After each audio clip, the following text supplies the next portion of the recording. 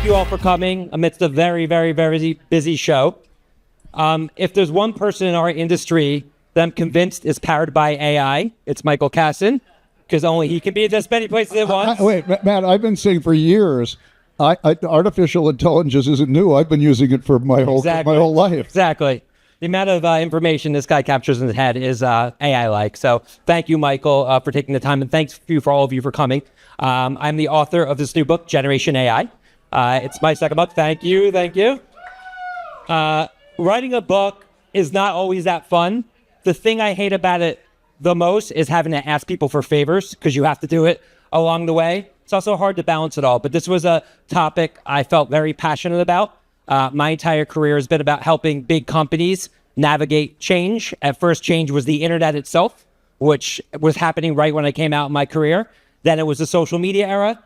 Then it was mobile, and now it's AI. So I, like many of you, have been fortunate enough to have been front row seats witnessing all this. And this is going to be unlike anything we've seen. So, Michael. Well, Matt, one thing I probably can teach you, because I think I'm pretty good at this, is figuring out how to ask people for favors. So I've never been shy about asking for the order. So it's absolutely.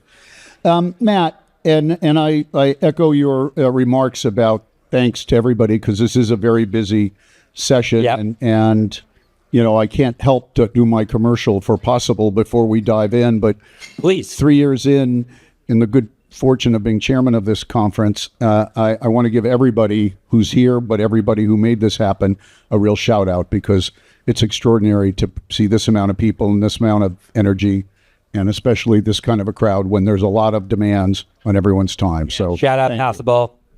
Thanks to the whole team. Thanks for Michael for helping us together. So, Matt, what I'd love to do is kind of dive right in. And, lots of people in this room know you, but they don't know the story and they don't understand, perhaps, what in your background led you to this moment. Because putting pen to paper and doing this is not an easy job, obviously. Yeah. So my entire career has been helping big companies understand the new consumer. At first, the new consumer was the millennials, the first generation to grow up with the internet in the household. Then it was Gen Z, which is the iPhone generation. And now it's Gen Alpha, which is going to be known as the AI generation, currently age 0 to 15. And with each new shift in these generations, I've seen the same things play out. Companies get scared, lawyers get in the way, they don't move fast enough, new startups come in, nip at their heels, and then all of a sudden, they're swallowing them. And I'm really passionate at this stage of my career at helping not only companies, but more importantly, people, individuals, people like the people in this room, make sure they're not on the wrong side of this change. And it's interesting, Matt, I said this morning. I was interviewing John Furner from Walmart, and I shared with him and the audience, and some folks might have been in the room, but what I had heard from Jensen Huang at the NBA All-Star Weekend Tech Summit, the CEO of NVIDIA, and what he talked about was he looked out at the audience and he said, "You're all okay because AI isn't going to replace your job. But the person who understands AI is going to replace your job." Correct. That person's job will ultimately be replaced by AI, but we're kicking the can a bit. So you're okay as long as you're educated. So, if that's part of the mission, that's the key. And a lot of people don't know what being educated looks like or where to start. With my company, I run a company called Suzy, venture funded software company of 300 employees. Shout out Suzy. And when a new technology comes to bear, as a CEO, my first inclination is to give it to my engineering team. But they had a really hard time ingesting it and understanding how to deploy it. And after banging my head a little bit, I decided to take it back in my own right. And I basically committed to figure out how to build an AI myself. And before I dove in for business purposes, I decided to solve a personal challenge. I took 20 years of health information, X-rays, MRI, blood test information, and fed it into my own model, my own health bot. And I asked it questions like, if I'm going to die in 5 years, what's the most likely cause? And when it told me, I'm like, holy shit, what can I do about it, obviously? But it's been a resource that I use all the time. I did the same thing for my financial records. And that whole premise of starting with a problem you want to solve, getting your hands around the data that will help you solve the problem, and understanding what a solution looks like is how we all need to approach AI. But it all starts with identifying the right problem. And I think too many people are getting just overwhelmed by the amount of tools out there. What I've learned is the prompt is the most important part of the conversation, number one. But I also heard this from Jensen Huang, so I'm going to share it. When he said the difference between knowledge and intelligence, and many of you may have heard this before, but I didn't, and so it was first time for me. He said the difference between knowledge and intelligence is knowledge. We know stuff. Intelligence is problem solving. That's like 100% right. And artificially or not, it's about solving problems. And I think the knowledge economy is what's at risk. If you think about education, we're taught in our grade school years to memorize and regurgitate, right? So I used to be a terrible student. I went to Boston University. I would cram information in my brain. I'd regurgitate it the next day, along with the Red Bull that I crammed in and regurgitate that as well. And then I forgot it, right? But that's what it took to be a good student. But your retention of information and knowledge is now becoming commoditized. But, you know, you brought that up. I just anecdotally share this. People would say to me over the years, Michael, do you do your best work under pressure? Right. I said, I don't know. I've never done it any other way. So I maybe I do, because I never studied for a test more than the night before. And if I got an A, I guess maybe I could have done better. But the point is, I've done it that way my whole life. Yeah. Matt, we use these terms. What do you think defines Generation A? So Generation AI is Gen Alpha, and they are going to be known as the AI generation. If you think about it, there's a group of kids right now, age 0 to 15, that are never really going to know a world without AI. So the notion of interacting with technology, like people, is going to be as commonplace to them as us using our cell phones or getting in the internet. It's funny you said 0 to 15. My oldest grandson is turning 15 on Thursday. He just made the cut. And I said to him, you know, Spencer, you and the iPad have something in common. He said, what's that? I said, you were both born 15 years ago. Oh, wow. Yeah, you're right. It's only 15 years? Yep. I said, yeah, we didn't used to be able to do this. It's like it's been around for so much longer. Yeah. As you've looked at your journey, and I always like to ask this question, Matt, what are the key lessons that you, or the key moments that kind of prepared you for this? Well, I think, you know, you're one of the best at this, but relationships matter so much. I think when you say this, part of this is launching a book. Part of launching a book is getting people to care. Part of getting people to care is having relationships. So I think leaning into relationships is important. I think always trying to push myself to be curious around where things are headed, following and listening to the right people is important. And also being passionate about what I believe my mission is. And right now, I think my mission is really helping people make sure that they really understand this. Because if they don't, to your point earlier, I'm really worried about the consequences of it. Yeah, absolutely. You know, Matt, in chapter 3, you discuss AI's influence on education. Yeah. And, you know, I'd like to look at that. I'd like to look at that through the lens of the teacher and the student. I mean, what are the impacts that you see in this context around education? A company called Pearson Education hired me to speak late last year in front of 700 college professors. And what many of them said to me afterwards is, how am I supposed to adequately prepare college students to be tomorrow's leaders when my textbooks were written before AI existed? So they're ill-equipped. Teachers are ill-equipped. Parents are really ill-equipped for this change. And the problem this time is it's evolving so rapidly. Even writing the book, so many things I wrote about in the book, because I had to submit to the publisher in November, I wouldn't say are no longer relevant, but it's just that much more intense now than even it was at that point. Absolutely. And as you look at this, you're talking about education and other things. What are the societal impacts on this moment through this generation's view? Well, I mean, unfortunately, and this is probably an unpopular opinion, but as I look out all these people outside, and not just at this conference, but in general, there's going to be a lot of people who are going to face in the short term, I think, extreme job loss, because companies are getting pressured from their board down to automate, to offshore, to be more efficient. I think over time, companies will become more profitable and will reinvest in innovation. And if people upskill themselves or reskill themselves, they will be able to be future-proofed at that point. I also think, generally speaking, I get this question all the time after I speak, what should I tell my kids? Where should they focus? Like, I'm worried about my kids. I always say the same thing. Go deep into an art or deep into a science. Going deep into an art is understanding critical thinking, problem solving, creativity, or deep into a science is learning how to own, code, operate the machines. But anything in the middle, a master of all trades, jack of none, right? Or vice versa, is going to be the people who are most I knew that, but I was afraid where you're going exactly. Jack, so I got nervous. Sure. It's the wine talking. Well, since this was after 5 o'clock, there was no shot that I was Exactly. not going to have a martini. So Exactly. we should toast Cheers. to that. Cheers. And Matt, you just said it. You submit this to the publisher in November, and here we are in April. Yep. Almost May. It's still current, thankfully. But as you look at things that are changing and kind of applications of the technology are popping up literally every day, what's the best way that we as individuals, students in this industry, if you will, stay up to date? So I think the best way to look at it is how to solve the problem is now far less important than knowing what problem to solve. Meaning, being a designer is still in demand, but less in demand today than it was even a month ago because of ChatGPT 4.0. You can design anything. I want to interrupt Please. you because I liken this to a question that I asked several years ago of the then CEO of AT&T when they were launching 5G. And I said to him, how do you describe 5G according to this or that? And he said, well, we describe it as the technology of yes. And I said, why is that? He said, well, everybody asks me, will 5G impact this? The answer is yes. Will it impact that? The answer is yes. I said, well, that seems to apply to AI for sure. Everything will be impacted. The difference now, and you just said it, we don't yet know the right question to ask. And it goes back to the prompt. But I'm not talking about the prompt to ignite the AI.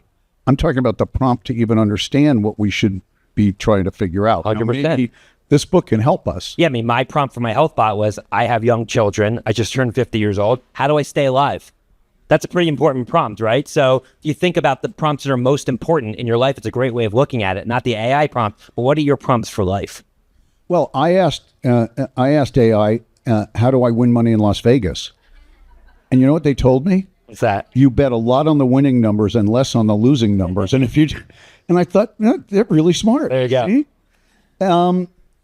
I think you may have given it to us already, but what is the best piece of advice that you can give to the folks that are listening to us, again, at the stage and age that most of the people in this room are?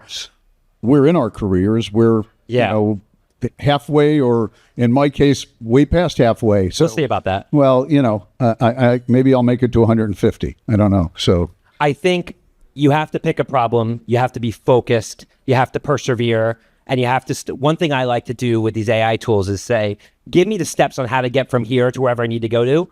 Give me one step at a time. Don't give me the second step before I've answered the first. Because I think people get overwhelmed with the enormity of the end state. But if you pick a problem that you want to solve and you take it step by step through the process of going through those steps, you really realize what's possible. And then you can get to a point where instead of being an AI user, you can be an AI builder, which is where I've become, where I feel like there's very few things I couldn't build now, which is really fascinating since I have never learned how to code.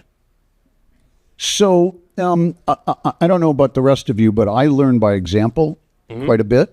Are there examples, Matt, of a brand or two that have used AI in a way that you can kind of point as an example and say, look at that? I think brands are still trying to figure it out.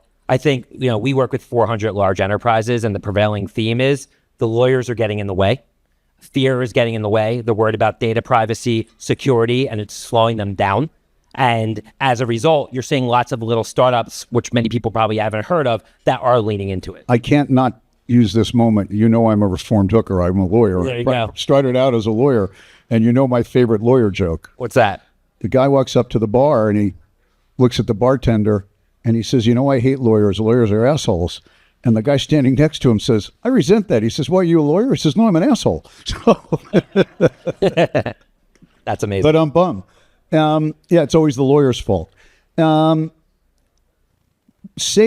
being said, have you seen any brands that have done anything that you can talk about? Maybe you have. Well, I'm seeing the brands that are building the technology, like Adobe, like Canva, that are really leaning in. And Shopify is another one. We just spoke with their head of partnerships today. They're doing amazing things to make what used to be complex tasks way more easy and reducing friction. And I think that's sort of like chapter 1 of it really starting to infiltrate our lives, is reducing friction.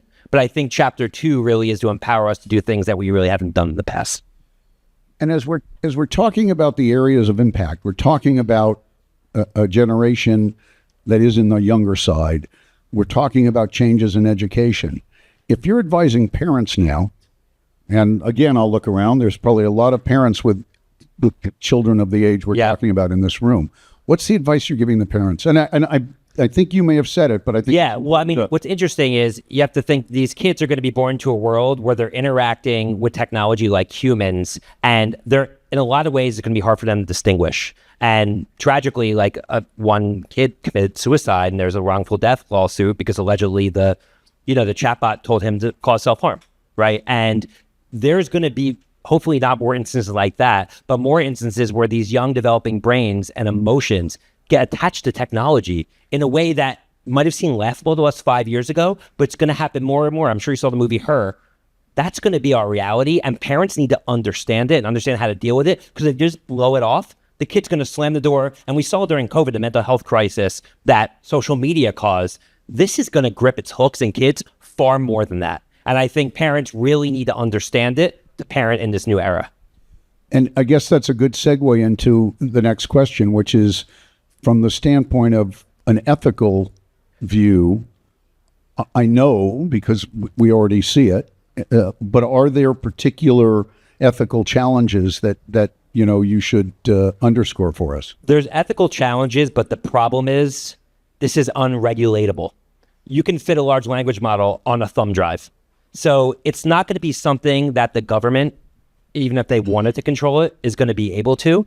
It's very easy. We've seen this with the social media era for companies to look the other way in the name of profits.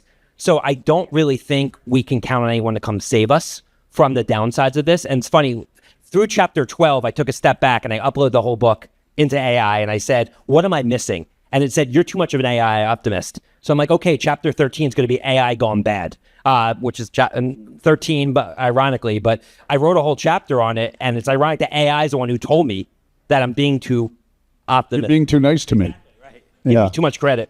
I look at a generation and I wonder, when Velcro came out, kids didn't learn how to tie their shoes. Yep. When digital clocks came out, kids couldn't learn how to tell time. We don't know how to read maps now. Yeah, by the way, I never did. It was always, I'm the guy when I ask for the instructions, I hope the other person's listening because I'm not good at that. But how do we, again, against the backdrop of the younger generation, how do we ensure that AI is an enhancement to people's knowledge and not an excuse for it, and not a great question. Kind of diminishing human potential as opposed to enhancing human potential? Right. Well, we don't need to milk cows anymore. We don't need to know how to get horses going to go use our horse and carriages. Like over time, things that we thought were central to society and society functioning became outdated. And I think a lot of the things that we hold true today, different types of art, different types of science, it's just no longer going to be in demand in society, especially in business. So whether it's good or bad, because, I presented in front of a company, I won't mention a name, but they do a lot of design and artwork, et cetera. And I did a whole keynote on how AI is infiltrating, and they were really pissed off at me. And my whole thing is, I didn't invent AI, but it's coming, whether you think it's good or bad. And it's up to you to figure out how you're going to shift gears to account for it. And I always like to get predictions, Matt. If you look ahead, go 10 years. Yeah. The cultural impact of all of this. I mean, how do you look at that? And, at these 10-year forward plans, I did one once with the Walt Disney Company with Kevin Mayer when he was the strategy lead. Yeah. And we did a project in 2005 and presented it to the Disney board, and it was called Disney 2015. And it was funny to think back to that. And Kevin and I have looked back at that. And is it accurate? It was pretty good. I mean, we missed the full streaming context, but we saw it coming, but not anywhere near what it turned into be. And he certainly had launched Disney Plus, so it was interesting to have him as part of that because he was the client back then. But those 10-year forward plans are tough. But if you're looking at this 10 years out, talk to me about the cultural impact. I mean, I think from a business standpoint, you're going to see far more solopreneurs. People are going to start their own ventures without needing to create a big enterprise. So I think the enterprises are going to get smaller. I think relationships are going to change. I don't know what it's going to do in terms of, we've been seeing a trend of people having kids later and later and later in life. There's a world in which that reverses and people start having kids earlier because they have more free time because you're not having to work 12 hours a day anymore. So one positive could be more of a work-life balance. I think that over time, this will make society more efficient and hopefully, increase our GDP and have us all live better lives. That's the positive way of looking at it. There's a ton of negatives, but you got the martini out, so I don't want to douse people's ambitions right now. Yeah, we want everyone to be happy and happy-go-lucky. So before we wrap, I'm wondering, are there any questions from anyone in the audience? Because this is your chance, except for you, Vineet. Absolutely. No. Yeah. Okay. Oh, there you go. Boom. Thank you. That's Good. one thing AI can't do. Dahani. Which job will AI not take? Mine. I agreed. Please expound. I mean, somebody who's a connector, somebody who has relationships is always going to be in need. Somebody who knows how to sell, somebody who's creative and has ideas, knows how to deploy the tools. Those jobs. Well, in that case, I'll take 2 out of 3. There you go. Awesome. We'll take one last question. Sure. How long is it going to be before AI actually mimic humans? Because whenever somebody writes a business plan using ChatGPT and sends it to me, I can always tell when ChatGPT. Yeah. I'm going to answer that question with an old commercial for a company called Memorex. Okay? And the famous commercial, was it Ella or was it Memorex? Any of you have any idea what I'm talking about? I do. Okay. Yes. By the way, in that commercial, they recorded her singing and it broke a glass. And the question was, is it Ella or is it Memorex? Okay? Because she carried her voice to a note that broke the glass. I think it's going to be as difficult as that to answer that question. And it's getting, if you think about generating videos from text to video, a year ago, people had 7 fingers, right? And now they have 5 fingers on the hand. And over time, the rate of change is accelerating so much that I think a lot of people make the mistake saying, oh, I tried that 3 months ago. It was terrible. I'm not doing it again. Today's the worst it'll ever be. And I think it's going to be here sooner than most of us think. Cool. Anything else? Babs, you're holding a drink. Oh, Hi, go ahead. yes. I mean, Personal branding. So we all know Personal brand. branding is very much kind of going back to who we are, our core values. Yep. How is AI going to interfere with this perspective? So, yeah, the question about personal branding, my prediction about personal brands is we've seen this big evolution of whether it's Kim Kardashian and Skims or George Clooney with Casamigos or Dr. Dre with Beats. Celebrities have come in and now you're seeing creators do it like Mr. Beast and he's rolling out products. I think the next evolution is creators and celebrities actually white labeling technology products because there is no more gate limiting factor to creating technology. And if all technology is equally powerful, the differentiation is actually going to be the creators. And I think that's going to be a big thing we're going to start to see in the years ahead. Well, we're going to wrap here. We're not wrapping the party. We got DJ Mick. Shout out to DJ Mick here, your favorite DJ's favorite DJ. I have one favor for everybody. Before you leave, grab a copy of the book, take a picture of your beautiful faces, and help a brother out and share it on LinkedIn for me. That's all I ask. One little post. Can't hurt nobody. Really trying to create buzz. Enjoy the drinks. Enjoy the music. Michael, thank you so much. Matt, thank you. And take Matt's advice. Let's make this a bestseller. Yes. Thank you. The Speed of Culture is brought to you by Suzy as part of the Adweek Podcast Network and Agast Creator Network. You can listen and subscribe to all Adweek's podcasts by visiting adweek.com/podcasts. To find out more about Suzy, head to Suzy.com. And make sure to search for The Speed of Culture in Apple Podcasts, Spotify, or anywhere else podcasts are found. Click follow so you don't miss out on any future episodes. On behalf of the team here at Suzy, thanks for listening.